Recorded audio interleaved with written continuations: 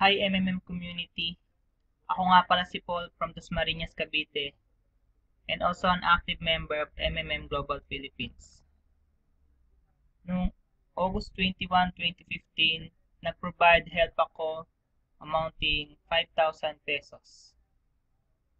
After 2 days, August 23, 2015, nag-get help ako ng amounting 5,500 pesos.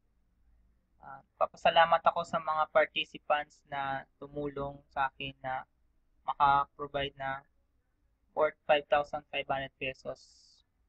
Si Indang, si Edgar, saka si Bara.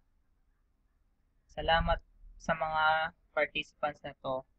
And I want to thank Mr. Sergio Mabrodi, the MMM founder. And sa lahat ng mga member, managers, and lahat ng participants ng MMM community.